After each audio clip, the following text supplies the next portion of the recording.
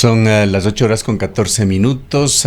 Las cámaras, a través de su representante a nivel nacional, señalan que el país vive con desasosiego, lo que podría ser un desenlace de una enorme inestabilidad política que ha generado mucha incertidumbre en las actividades económicas de emprendedores e incluso del consumidor. Damos la bienvenida al economista Andrés Robalino, director ejecutivo en la Cámara de Industrias, Producción y Empleo de la ciudad de Cuenca. Economista Robalino, bienvenido. ¿Cómo resume usted la posición de los sectores productivos, particularmente del gremio al cual usted representa en la coyuntura actual? Gustavo, buenos días. Bueno, primeramente agradecerle por la entrevista. Realmente Rosana ya resumió los dos temas más importantes del comunicado de la Federación de Industrias en la cual formamos parte. Primero, que se mantenga el cumplimiento de la Constitución en todo el proceso que será relacionado al juicio político contra el presidente. Y segundo, estar conscientes de que de los problemas que tenemos que salirlos o tenemos que solucionarlos de manera conjunta. Es difícil pensar que el legislativo y el ejecutivo puedan unirse para solventar los problemas del Ecuador, no solamente en la actual situación, sino venimos viendo estas divisiones entre el ejecutivo y el legislativo ya algunos años, y eso lo que le hace daño es a todos los ecuatorianos, porque no hay que proyectarse, no hay cómo invertir con la seguridad de que mañana podamos mantener las mismas líneas de ejecución en la parte de política económica, política tributaria, política productiva, etc. Entonces, esta inestabilidad, aunque a veces no se ve así, les hace daño a todos los ecuatorianos, especialmente a los que están buscando un empleo, que son la mayoría en el Ecuador, y que actualmente no puede darse esa posibilidad porque las empresas no tienen esa estabilidad para poder invertir y poder generar empleo. Ahora, la debilidad del gobierno del presidente Lasso, no es el momento para analizarlo de dónde viene, pero es evidente, llevan a la conclusión de diversos analistas de que en realidad en la coyuntura actual, cuando hay 4 o 5 posibilidades de hacia dónde derive este juicio político, no se puede hablar en realidad de una mejor alternativa. Pero quizá en esto discrepan a ustedes como gremio. ¿Cuál cree usted podría ser la mejor alternativa, lo que pueda darse y que menos daño haga al país? Gustavo, creo que la mejor alternativa realmente no era ingresar a un juicio político. Creo que casi todos los ecuatorianos estamos conscientes que la Asamblea... Pero es un hecho ya dado, eso es historia. Sí, por supuesto. Le hablo de las alternativas que se abren hacia adelante. Pero tenemos que analizar lo que ha sucedido, y lo que le iba a decir es admirable cómo una Asamblea Nacional que tiene el 3 o 4% de aprobación le enjuicia a un presidente que tiene el 7 y el 8%. En este momento tenemos una crisis política en el país. No solamente es un problema del gobierno nacional, es un problema también de los jueces. Es decir, mañana le destituimos al presidente y se solucionan los problemas. ¿Eso es correcto? No, no es correcto. Va a haber una mayor inestabilidad porque vamos a tener un proceso de adaptación de un nuevo presidente, del vicepresidente que va a subir a ser presidente, o potencialmente puede haber una muerte cruzada, es la otra opción, en donde la inestabilidad potencialmente podría ser aún mayor.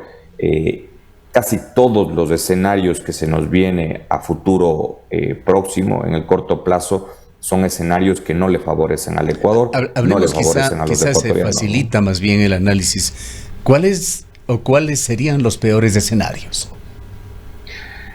Es que no creo que haya un buen escenario. El peor escenario, posiblemente, el análisis que tenemos nosotros, el peor escenario está sucediendo en este momento, en donde ninguna de los poderes del Estado soluciona los problemas que tiene el Ecuador. Ese es el peor escenario del país. El país está estancado.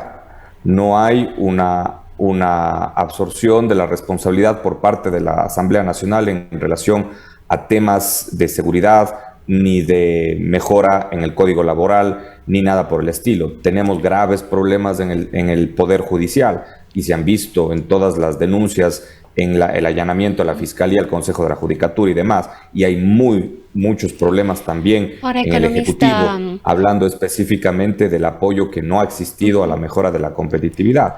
realmente la situación es muy grave. Lo que el país indiscutiblemente necesita es estabilidad. ¿Qué le puede dar estabilidad en este momento al país? Algunos sectores advertían que lo único que le va a dar estabilidad al país es una renuncia del presidente Guillermo Lasso, que él presente su renuncia, un acto de dignidad, y que eso le va a dar estabilidad. Por otro lado, el hecho de que Alfredo Borrero asuma la presidencia de la República también podría otorgarle, según ciertos sectores, cierta estabilidad al país, mientras que otros consideran que lo único que le va a dar un mejor futuro a mediano plazo al país es que se vayan todos. Eso es el presidente de la República y la Asamblea Nacional, y que convoquemos nuevamente a elecciones. ¿Cuál considera usted que podría ser el escenario que efectivamente le pueda dar estabilidad al país? Penosamente, Rosana, no le veo que existan posibilidades de que haya una estabilidad en el país en el corto plazo, porque cualquiera de los escenarios genera inestabilidad. Que se quede el presidente, muchos de los representantes del indigenado indica que van a lanzarse a las calles. Puede darse eso si es que se queda el presidente y el juicio político no procede. Si es que al final es destituido, el mismo proceso de traslado de la presidencia con toda la curva de aprendizaje va a generar un estancamiento del Ecuador. Es obvio, es difícil trasladarse de ser un vicepresidente a ser presidente. Las responsabilidades son completamente diferentes. Entonces, cada una de las situaciones que se nos puede venir al Ecuador generan inestabilidad e, insisto, no le hace bien a ningún ecuatoriano, menos a los que están buscando un empleo y están tratando de sobrevivir. Entonces, realmente yo no le veo cuál es el peor o el mejor de todos, sino todos le van a generar al Ecuador una inestabilidad, pero penosamente, y por eso yo sacaba el pasado, le decía a Gustavo, esto viene desde hace algunos años. La inestabilidad del Ecuador se agravó con el tema de la pandemia, pero políticamente no creo que hemos tenido un año estable desde hace algunos años. Entonces eso sí le afecta al Ecuador y le estanca a un país que busca crecer a tasas del 5 o 6%, pero que no logra hacerlo por más de 2.5%, y eso es muy grave. Pongamos este tema en suspenso porque tiene interrelación con todo lo que está pasando, y quisiéramos ingresar al otro tema importante, vital para esta provincia, el de la vialidad, con todos los hechos que se han dado, con el papel que ha venido jugando el gremio que usted representa. Hace muy pocos días uno de los portavoces de la Asamblea Ciudadana señaló que se ha decidido en ese gremio pedir la renuncia del ministro de Transportes y Obras Públicas. La razón: ninguna respuesta a por lo menos 2 cartas y varios pedidos que se han hecho público de la Asamblea Ciudadana. La última carta fue dirigida directamente al presidente Guillermo Lasso. Antes de continuar con usted, permítame, economista Robalino, escuchar lo que dijo ayer María Cristina García en relación a este tema, y además de la nueva coyuntura que se da con las nuevas autoridades en los GATS locales.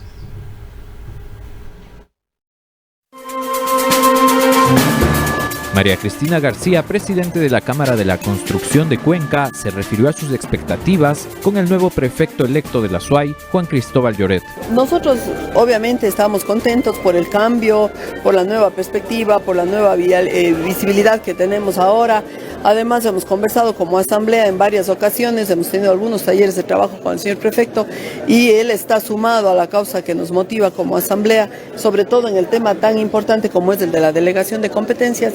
Entonces, al él asumir, al él ponerse, digamos, al frente de esto, creemos que es muy importante para lo que queremos sobre vialidad. Respecto a las vías que son competencia de la prefectura, ¿cuáles cree usted que son las que más atención necesitan en este momento? Bueno, está la cuenca Molleturo, está la cuenca Girón Pasaje, están las vías que son las principales, ¿no? Además la cuenca Xutco-Chancay, que también son vías que se pueden delegar. Todo este estudio también se va a hacer a partir de la asamblea por la ciudad, perdón, del Congreso por la vialidad que vamos a hacer. Está ya esto organizado con la universidad, al ser un evento que tenga grandes objetivos. Lo vamos a hacer en el mes de octubre.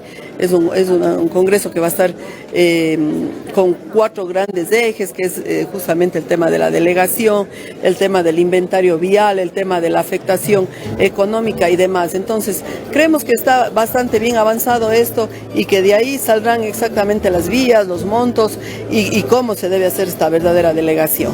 ¿La Asamblea cuenta con el apoyo de las autoridades electas? Sí, el señor prefecto sobre todo, el señor alcalde también se ha sumado a esta causa, con él también pretendemos tener una conversación ya más real y yo creo que vamos a estar bien con estas autoridades. Quería preguntarle también respecto a lo que venía realizando la Asamblea con el gobierno, este pedido de atender las vías que están en situación de emergencia. ¿Qué avances se ha tenido en ese sentido? A ver, hemos recibido la respuesta del señor presidente, delegándole al señor vicepresidente para que responda a nuestro pedido. Luego de esto nos han citado para el día de mañana, hoy nos cambiaron la fecha para el día jueves, obviamente hay que comprender un poco el tema y en donde nos van a dar una respuesta concreta ya a nuestro pedido. Estamos en expectativa de ello, ojalá sean noticias favorables y por otro lado también con una conversación personal con el ministro de Gobierno, él se ha comprometido en asistir a la ciudad de Cuenca a escuchar y hablar con la Asamblea. ¿Cuándo sería esa respuesta? Me pidió que le esperemos unos días hasta obviamente que pase esta situación delicada que está el país. Esperemos que suceda esto y yo pienso que el ministro va a venir a conversar con nosotros. Este es el reporte de Jorge Isaac Peña para el noticiario de Antena 1.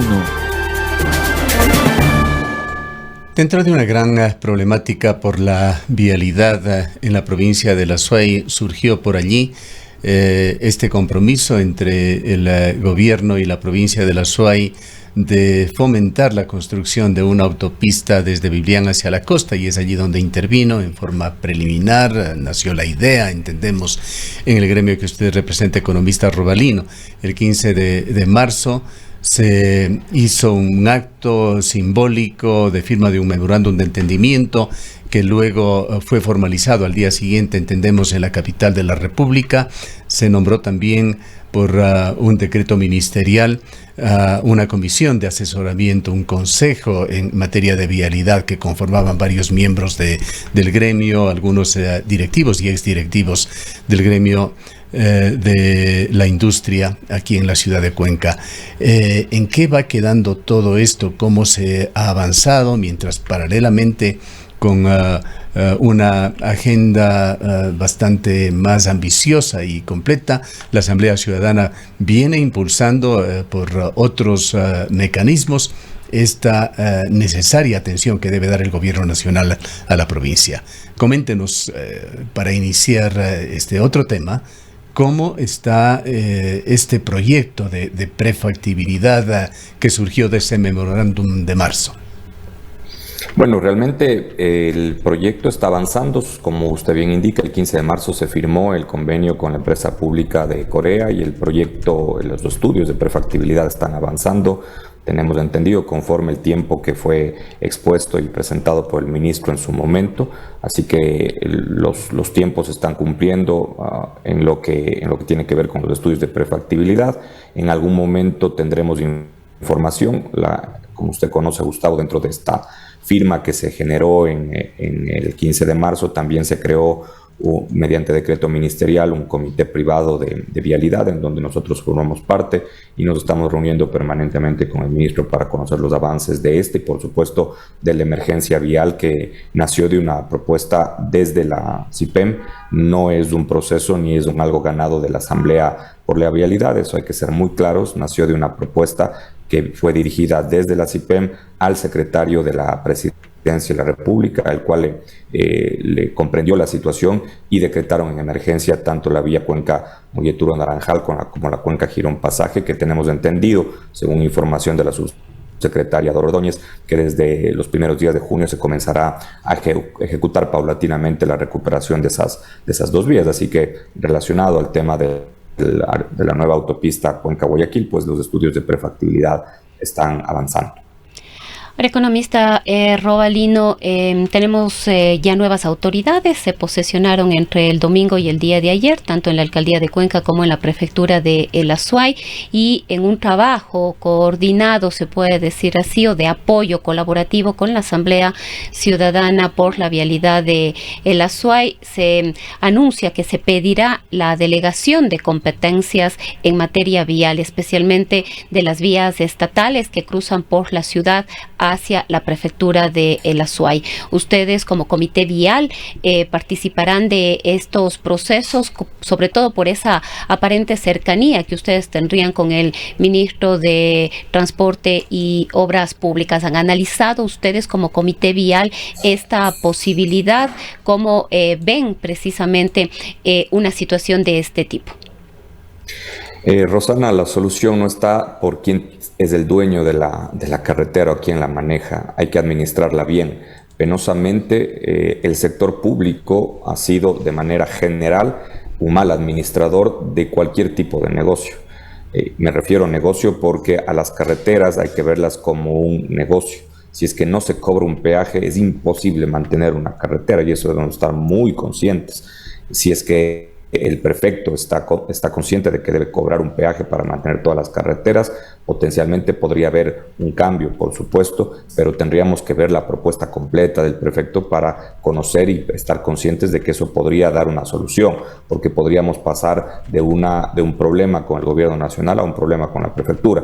El día de ayer, justamente, el prefecto elegido, Juan Cristóbal Lloret, indicó que de los 6.000 kilómetros de vías de la provincia de la Azuay, únicamente el 6% está en buenas condiciones y el 16% están en unas condiciones más o menos manejables. ¿Eso qué quiere decir? Que nosotros nos quejamos ante el gobierno nacional por un mal acceso a otras provincias, pero la misma Asamblea Nacional no ha habido una sola queja en contra de la prefecta, de la ex prefecta de la provincia en 4 años o en 2 años que estuvo de prefecta, o el anterior prefecto, Yacu Pérez, que no hicieron nada ni invirtieron un solo centavo en recuperar esas vías. Entonces, no es solamente de trasladar el proceso o el manejo de uno u otro, sino hay que comenzar a cambiar el concepto del manejo de las carreteras, y debemos estar conscientes de que si queremos utilizar buenas carreteras, debe haber un pago de un peaje para que esas carreteras que tienen una cantidad de autos que transitan puedan de alguna manera subsidiar a las que no tienen, pero manejar un número de carreteras, un número de kilómetros en un estado más o menos manejable o en las mejores condiciones posibles. Entonces, para esto, en lo que usted me indica, no se ha hablado en el comité de vialidad. Eso es parte de una propuesta que asumo vendrá desde la prefectura al gobierno nacional, y lo tendrán que analizar el gobierno nacional y la prefectura, pero por el bien de todos los azuayos, ojalá que la solución sea para largo plazo, porque ya también tuvimos la gran experiencia de tener vías para todos que duraron 3 años, que se invirtieron cientos de millones de dólares en poner concreto en algunas vías y que las mismas no duraron más de 3 años en uso, y de eso estamos sufriendo este momento. Entonces, no solamente es el caso de invertir para construir vías, sino también tener un concepto diferente de mantenimiento del pago por peajes de las vías para que el proceso sea a largo plazo y no a corto plazo. Quizá una observación, economista Robalino, que no dudamos usted estará de acuerdo. Usted dice las carreteras son un negocio. Pensamos que las carreteras primero son un servicio, eventualmente un negocio, así como en cualquier proyecto industrial que usted lo maneja perfectamente. Hay un tamaño mínimo económico en las carreteras. Tiene que haber un flujo de tráfico mínimo como para que pueda pensarse en que esto pueda ser un negocio en el sentido en el cual usted y yo estamos hablando. Porque tener buenas carreteras, sin duda, son en otro sentido un buen negocio para todos. Pero más allá de esto... A eso me refería, Gustavo. Sí, le entendemos perfectamente. Quisiera preguntarle, sin embargo, a usted sobre el grado de confianza por la interrelación que han tenido ustedes con el actual gobierno, y un gobierno es todo un equipo, no es exclusivamente el presidente, ¿Qué grado de voluntad política piensa usted que existe para atender a la SUAY en términos generales y para construir esa carretera en las cuales ustedes se han involucrado incluso con este Consejo de la Vialidad nombrado por decreto presidencial? No se puede negar que hay una alta posibilidad de que el presidente Lasso pueda ser censurado. ¿Trasciende este proyecto al presidente Lasso ante la eventual censura? ¿Confía usted que si es que esto sucede, el proyecto no se diluirá? Realmente es muy complejo que un proyecto siga si un presidente se va, Gustavo, y eso le voy a ser muy sincero. ¿Por qué? Porque el momento en que un presidente se va, salvo que el vicepresidente sea el siguiente, el que tome la presidencia, potencialmente podrían mantenerse los proyectos y los ministros. Pero penosamente sabemos muy bien que en el sector público, sea local o nacional, hay cambios de un director y cambia todo el proceso y el concepto de manejo de un tema específico. Y eso puede suceder. Y eso es lo que justamente hablaba al inicio, eso es lo que le ha dado tanta inestabilidad al Ecuador. Los permanentes cambios de ministros, sin cambiar de presidente, solamente el cambio de ministro genera una curva de aprendizaje que el que paga son el sector productivo, si es un ministerio de producción o cualquier otro sector en relación al ministro que haya salido de la cartera de Estado. Entonces, es un tema bastante complejo, no genera estabilidad. Un cambio de presidente seguramente va a haber una pausa en los procesos, peor si hay un cambio de ministro, eso debemos estar muy conscientes. Por eso es admirable pensar o creer que pidiendo la renuncia de un ministro se van a solucionar los problemas. Hemos tenido ministros cuencanos en el área de obras públicas y tampoco se han solucionado los problemas, porque Gustavo, creo que a usted le comenté en la última entrevista que tuvimos, el problema no es qué ministro está ni qué presidente está. Hay una ley en la cual la distribución del presupuesto depende de los indicadores que tiene esa provincia con respecto a temas sociales, económicos, de empleo y demás. Y en esos indicadores, el Azuay es el mejor estudiante de la clase. Por lo tanto, aunque paguemos 850, 900 millones de dólares en tributos, por esa ley no debemos y no vamos a recibir más de 150 o 130 millones.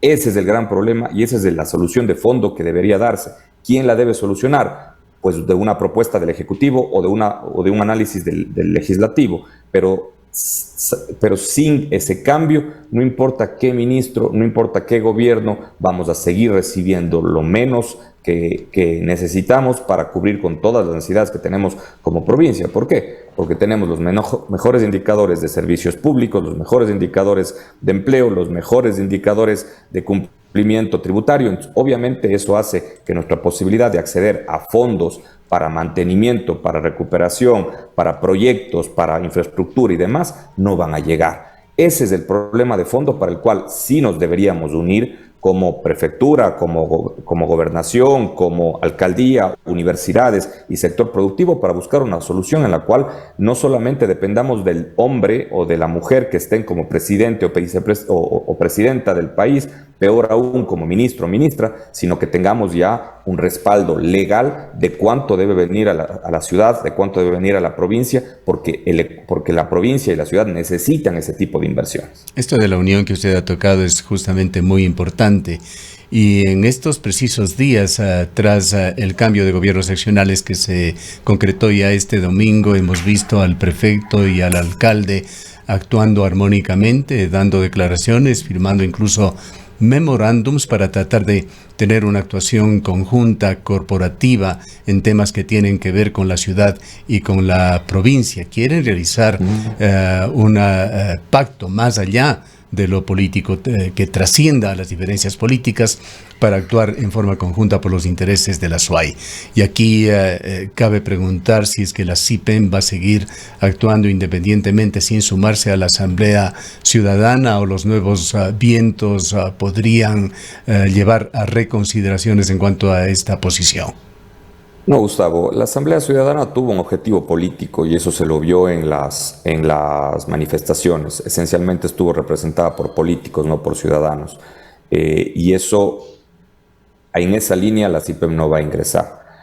Tampoco vamos a ingresar en una crítica sin propuestas. Recién la presidenta de la Cámara de la Construcción está hablando de entregar estudios cuando hubiera podido entregar estudios ya hace algún tiempo.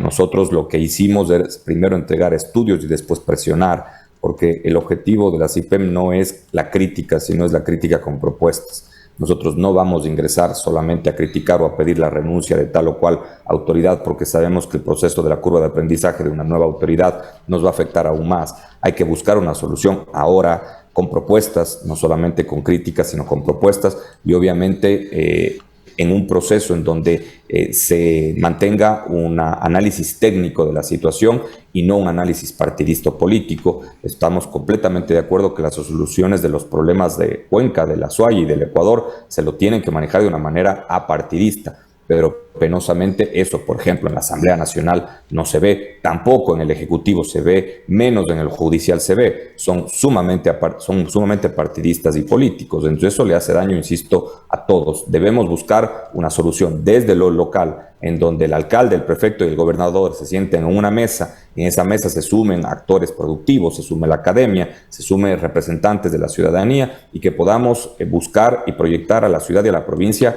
a una situación que mejore el empleo, que mejore la distribución de la riqueza, que mejore la calidad de vida, que recupere muchas situaciones o realidades que en este momento se están viviendo. Eso se lo hace de una manera conjunta, sin ver qué partido representa, sino el problema y el cómo se lo debe resolver. Ahí está la solución, en la unión. Pero la Asamblea Ciudadana lo que ha buscado específicamente es un posicionamiento político, y justamente la misma presidenta de la Cámara de la Construcción lo dijo: ya nos estamos ubicando en el sitio que queremos. Entonces no es un objetivo de ciudadanía, es un objetivo específico. Entonces ahí no vamos a ingresar nosotros. No estamos cercanos al ministro, nosotros estamos cercanos a todos los gobiernos locales y hemos estado cercanos a todos los gobiernos nacionales. No importa el partido, nos hemos reunido con todos los ministros sin importar la ideología, buscando una solución de la ciudad y una solución del país. Ese es el trabajo que hemos venido haciendo como Cámara toda la historia de la institución. Hemos logrado muchos objetivos trabajando de esa manera y lo seguiremos haciendo. Con todo el respeto, economista Robalino, ¿ha podido usted revisar, analizar, evaluar las dos cartas enviadas por la Asamblea Ciudadana, primero al ministro, que fue a mediados de marzo, luego al presidente, una carta el 1 de mayo, por allí hubo también otro memorándum de advertencia sobre el kilómetro 49 y con sugerencias sobre algunas vías de la provincia de la SUAY? ¿Conoce usted a fondo, diríamos, estos documentos? Completamente. Usted no encuentra, indíqueme, Gustavo, si es que hay... Y no encuentra propuestas. Solamente le pregunto. Propuestas no hay ninguna. Estudios técnicos, un estudio técnico es un estudio con toda una información de ingeniería, no digo a detalle, pero aunque sea preliminar, de cómo solventar los problemas. Queremos reducir los tiempos de ejecución de la recuperación de las vías. ¿Por qué la Cámara de la Construcción no contrató un estudio con la Universidad de Cuenca, como así lo hicimos nosotros, y le donó ese estudio para que el proceso sea mucho más rápido? Eso es ser proactivo, Gustavo. El mandar una carta a una institución con todos los problemas no es ser proactivo, es ser crítico. Está bien, si es que alguien quiere ser crítico, está bien, pero si yo no cojo y propongo la solución de la crítica que le estoy haciendo, me estoy quedando solamente en la crítica, y eso es lo que hemos venido haciendo durante 10, 20 o 30 años, la crítica sin la propuesta. Nosotros pensamos que debe ser la propuesta conjuntamente con la crítica, y ahí, en esa situación, yo no sé, pero yo no he visto que la Asamblea Ciudadana por la Vialidad haya entregado una propuesta, un estudio de cómo recuperar la vía Cuenca-Girón Pasaje, o la Cuenca Molleturo-Naranjal, o recuperar cualquiera de las vías de los 6.000 kilómetros de vías que no están bien ejecutados dentro de la provincia de la SUAY. No hay un estudio. Hay una carta, hay un oficio de 2, 3 hojas, pero eso no es un estudio. De hecho, las propuestas pueden tener diferentes niveles, estamos totalmente de acuerdo con esto, pero en estas cartas de la Asamblea Ciudadana hay propuestas, y entre ellas está la propuesta de que el GAT de la SUAY, me refiero al Consejo Provincial de la SUAY, a la empresa Asfaltar, mediante convenios de transferencia o delegación, asuma la operación, mantenimiento y mejoramiento de parte, incluso se sugiere podría ser del total, de la red vial estatal de la SUAY, con recursos, por supuesto. ¿Cómo ve usted esa propuesta? la propuesta tendríamos que revisarla de manera completa. El decir que se traslade una vía a una empresa pública no es solución al problema. La propuesta tiene que ver con cómo van a realizar esa ejecución o el manejo de la vía, el cómo lo van a realizar, de dónde van a sacar los fondos para realizar los mantenimientos o la recuperación de la vía, cómo van a realizar la administración de la vía. Con todo respeto, Gustavo, tenemos historia larga del mal manejo administrativo público que hemos tenido en empresas en un sinnúmero de temas. La mejor forma de manejar una carretera, y eso lo podemos ver en el norte del país, es con concesión a la empresa privada, no la empresa pública. La empresa pública no ha sido capaz de manejar directamente o administrar las necesidades del sector privado. Entonces, ante esa situación, creemos que lo que se debe buscar es una concesión al sector privado, porque si no vamos a pasar de un manejo del sector público al otro manejo del sector público, y eso no va a dar resultados. Estamos tratando de solventar el problema con la misma medicina. Por ahí no va la solución. Bien, para finalizar, economista Robalino, partiendo de la hipótesis de que el proyecto en realidad cuenta con voluntad política, gobierne Alfredo Borrero o gobierne Guillermo Lasso o pase lo que pase dentro de esta compleja coyuntura que está viviendo el país, pero partiendo de esa hipótesis de que el proyecto continuará, de que no va a verse afectado por los vientos políticos en definitiva, ¿cuáles serían los tiempos y cronogramas para esta autopista en la cual está involucrada la CIPEN?